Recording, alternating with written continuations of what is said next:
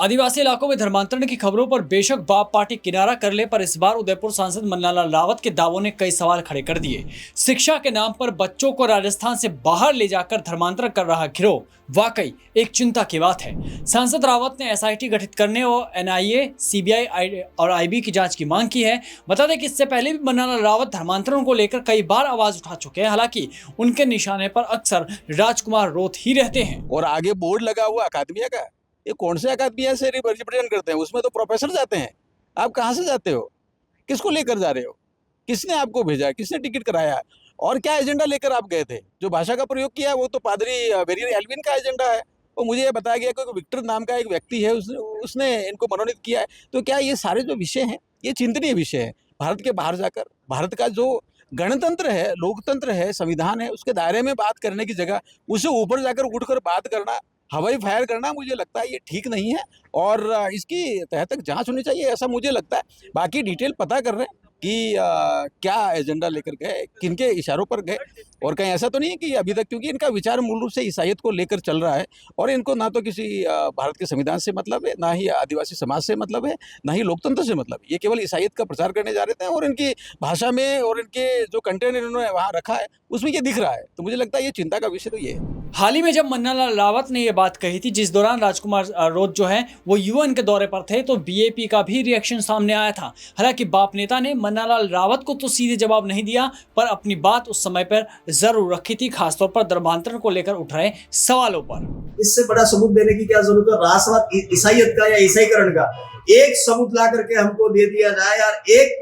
एक शब्द में हमने ये कहा, हमने जब से बोलना शुरू किया है, जब से हमने बात रखना शुरू किया है, एक ही मुद्दे पे काम कर रहे हैं कि जिन जिन लोगों ने धर्मांतरित हो गए वो सारे सारे घर वापसी कर ले। एक स्टेटमेंट ऐसा हो हमारा जिसमें ईसाईकरण को लेकर के हमने बढ़ावा दिया हो। इनका एजेंडा है धर्म की राजनीति करने का, धर्म पे बोलने का, इसी के नाम पर सत्ता में आए और इसी धर्म के नाम पर ये सत्ता से दूर जाने का दिन दूर नहीं रहा इनका। मन्नालाल जी का क्या है मुझे नहीं पता, मैंने आरोप प्रत्यारोप लगाना बंद कर दिया। हमारा काम है धरातल पे धरातली मुद्दों पे काम करने का। ये काम करने के लिए हम आपके बीच में बात काम कर रहे हैं और दिखता हुआ है। ये नहीं है कि कह देने से, प्रेस कॉन्फ्रेंस कर लेने से, बैठ लेने से जो दिखेगा वो काम आपके सामने कोई अलग नहीं है। और ईसाईकरण का तो हम बढ़ावा दे ही नहीं सकते किसी कंडीशन में। हम तो धर्म की जहां तक बात आती है, ये धर्म की राजनीति छोड़ करके एक बार मैदान पे आमने सामने आकर के तो देखो, पता चल जाएगा कौन किसको पसंद करता है। अरे तुम्हारे बुलाने पे लोग नहीं आते।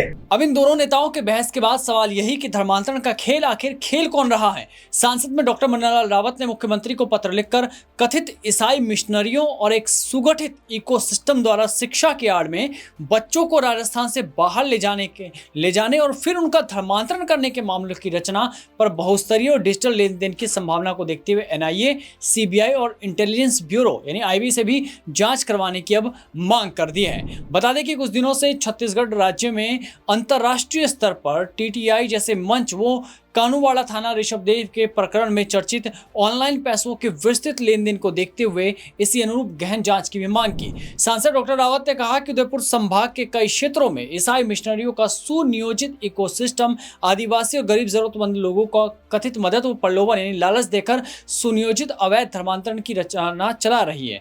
ऐसे 15 से ज्यादा मामले मुख्यतः कानूवाड़ा, उदयपुर, बिछवाड़ा, डूंगरपुर और कलिंजरा बांसवाड़ा में ध्यान में आ चुके हैं। अब कथित ईसाई मिशनरियों के खिलाफ जागरूक लोग, आम लोग उठ खड़े हुए हैं, तो इन्होंने अपना मिशन का तरीका भी बदल दिया है। अब ये लोगों को राजस्थान से बाहर ले जाकर धर्मांतरण की सुनियोजित रचना चला रहे हैं, ऐसे ही बच्चों के साथ कर रहे हैं, ऐसा दावा है मन्नालाल रावत का। उदयपुर के 7 बच्चों को तमिलनाडु में स्कूल में भर्ती करवाने के नाम पर ले जा रहे लोगों को गोवा में पकड़ लिया गया। इनमें से 2 लड़कियां और 5 लड़के हैं। गोवा में एक साथ 7 बच्चों का देखकर किसी ने रेलवे पुलिस को सूचना दे दी, जहां से गोवा की बाल कल्याण समिति को जानकारी दी गई। उदयपुर से ये बच्चे बस से अहमदाबाद और वहां से रेल द्वारा गोवा पहुंचे थे। आप सभी को प्रणाम। उदयपुर से एक खबर आ रही है जिसके अनुसार उदयपुर क्षेत्र के कुछ जनजाति समाज के बच्चों को गोवा में पुलिस ने रोका है और वे बच्चे अभी राजस्थान पहुंचे। राजस्थान जब पहुंचे तो और पूरी घटना में ध्यान में आया कि अवैध तरीके से बच्चों को मानव तस्करी के लिए तमिलनाडु ले जाया जा रहा था। ऐसी घटनाएं पहले भी हुई है और इसकी सूचना लगातार आ रही है। इसका पूरा एक इकोसिस्टम ध्यान में आता है। इस इकोसिस्टम के ध्यान में जब जाते हैं तो ऋषभदेव थाना क्षेत्र में कानूवाड़ा में एक एफआईआर हुई जिसमें 11 लोग अरेस्ट हुए। उसमें से एक व्यक्ति नेपाल का है, एक पंजाब का है और बताते हैं कि नेपाल वाले में कोई पाकिस्तानी भी सम्मिलित था। इसके साथ ही साथ छत्तीसगढ़ से भी 3 लोग थे। ये लोग क्षेत्र में आते हैं, धर्मांतरण की अवैध गतिविधियां करते हैं, छद्म तरीके से रहते हैं और लोगों में अलगाव पैदा करते हैं। अंततोगत्वा ये विकास की जो गतिविधि है, विकास का जो मार्ग प्रशस्त हो रहा है, उस पूरे तंत्र को रोकने का प्रयास करते हैं, लोगों को गरीब रखने का प्रयास करते हैं, लोभ देते हैं, प्रलोभन देते हैं, पैसे का लेन देन बड़े तरीके से होने की सूचना है। मेरा इसमें आग्रह ये है कि ऐसी कोई और भी चीजें इस ध्यान में आ रही है। पहले भी ऐसी कुछ चीजें हुई हैं। डूंगरपुर में भी एक स्कूल है सेंट पॉल, वहां ऐसी ध्यान में आई। बांसवाड़ा के कलिंजरा में ऐसा एक घटना हुई है। और कोई ऐसी भारत नाम के लोग वो भी आते हैं और कट्टरता की तरफ बात करते हैं, लोगों को भड़काते हैं, संविधान के विरोध ले जाते हैं।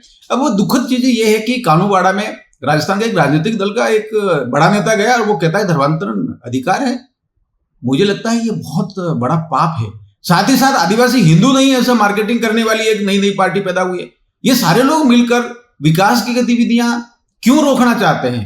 जब सरकार शिक्षा, स्वास्थ्य, सड़क, पानी सब कुछ दे रही है क्षेत्र में, तो ये बाहर क्यों जा रहे हैं? ऐसा तो नहीं है कहीं कि तमिलनाडु में सनातन, डेंगू और मलेरिया है, ऐसे डायलॉग बोले जाते हैं। ये सारा कहां जा रहा है? इसके साथ ही साथ एक ORP नाम का जनगणना में मांग करने वाले लोग भी हैं। आदिवासियों पर IPC लागू नहीं होती है। मुझे लगता है ये पूरा इकोसिस्टम अब रुकना चाहिए और विकास के लिए हम सब जब तैयार हैं, विकसित भारत के लिए, तो फिर उसकी तरफ हम लोग मिलकर आगे बढ़ेंगे। लेकिन इनको रोकना भी तो जरूरी है। इसलिए हमने माननीय केंद्रीय गृह मंत्री जी और राजस्थान के मुख्यमंत्री जी को आग्रह किया कि इसकी NIA और CBI जांच होनी चाहिए और डिटेल में जितनी भी एजेंसियां हैं वो सारी इस पर जांच करके इसकी पड़ताल में जाए, इसके गहनता में जाए, जड़ों तक जाए और इसको रोके, ऐसा आग्रह किया। आप सभी को नमस्कार, जय हिंद, जय भारत। पता चला कि बच्चे झाड़ोल तहसील के विभिन्न गांव के हैं और 7 से 12 साल तक के ही हैं, यानी बहुत ही मासूम बच्चे हैं। ये झाड़ोल में भी चर्च में जाते थे, ऐसा बच्चों ने बताया है। बताया गया कि जहां इन गरीब बच्चों को पढ़ाई के नाम पर ले जाया जा रहा है, वहां पहले से ही उदयपुर के कुछ बच्चे हैं जिनमें 15 की संख्या तो सामने आ चुकी है। इससे क्षेत्र में अब आक्रोश फैलने की भी संभावना जताई जा रही है। सांसद डॉक्टर रावत ने बताया कि उदयपुर आने के बाद इन बच्चों, परिजनों और ग्रामीणों से भी जानकारी ली जानी चाहिए। इनके परिजनों को भी बुलवाया जा रहा है और बाल कल्याण समिति और पुलिस द्वारा संपूर्ण गहन पड़ताल के बाद बच्चों को उनके परिजनों को सौंपा जाएगा। सांसद डॉक्टर रावत ने बताया कि उदयपुर संभाग में शिक्षा, स्वास्थ्य, रोजगार हेतु सरकार कई तरह की योजनाएं चला रही है। इसके बावजूद खासकर आदिवासी इलाकों में ईसाई मिशनरियों और उनका इकोसिस्टम आम लोगों को विविध लालच देकर और भ्रमित करके धर्मांतरण के काम में संलग्न होने की सूचना है। अब सांसद डॉक्टर रावत ने केंद्रीय गृह मंत्री व मुख्यमंत्री को पत्र लिखकर इस मामले में तत्काल कार्रवाई करने हेतु SIT गठित करने तथा जांच CBI, NIA और IB से करवाने की मांग कर दी है, ताकि धर्मांतरण में लगे पाकिस्तान और नेपाल से कथित संचालित अंतर्राष्ट्रीय एवं पंजाब, छत्तीसगढ़, झारखंड, तमिलनाडु जैसे राज्यों से संचालित अंतर्राज्यीय गिरोह, उनके समर्थन में आने वाले NGOs और राजनीतिक संगठनों का पर्दाफाश हो सके। साथ ही आदिवासी समाज की सांस्कृतिक अस्मिता की रक्षा करते हुए विकसित भारत हेतु विकास की यात्रा अनवरत और निर्बाध बनाई जा सके। अब ऐसे में गंभीर सवाल ये है कि जब आदिवासियों के बच्चों का धर्मांतरण हो रहा है, तो आदिवासियों की आवाज उठाने का दावा करने वाले सांसद राजकुमार रोत और बाकी के नेता, यानी कि भारतीय आदिवासी पार्टी के बाकी नेता कहां पर है जब ये 7 बच्चे ऐसे मिले हैं? क्योंकि अभी तक एक भी ट्वीट इस मामले में नहीं आया है।